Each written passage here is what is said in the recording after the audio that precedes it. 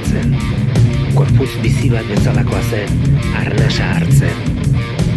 Arnasa hartzen zuen bakoitzean, beroa bularretik erausten ari zitzaidala sentitzen nuen. Buelta eman nahi izan nuen, ez nuen sartu nahi. Ez nuen jakin nahi zertzegoen beste aldean. Beste aldean.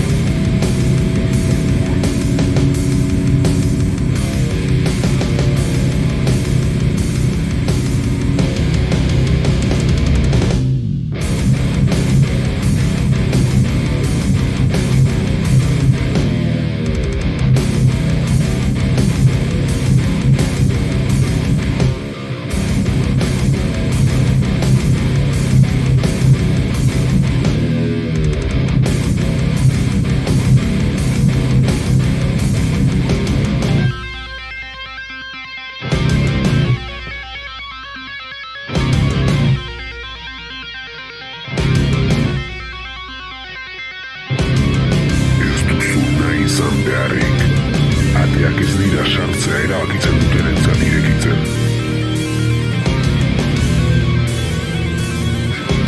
Sartu behar dutenentzat baizik.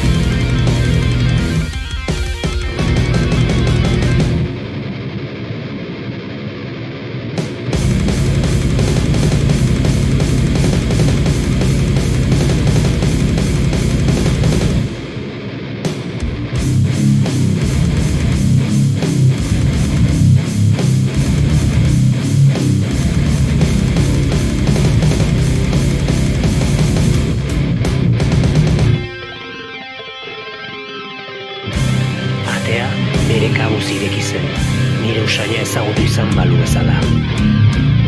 Ez duen pentsatzeko denborarik izan. Zerbaitek barrura eraman ninduen.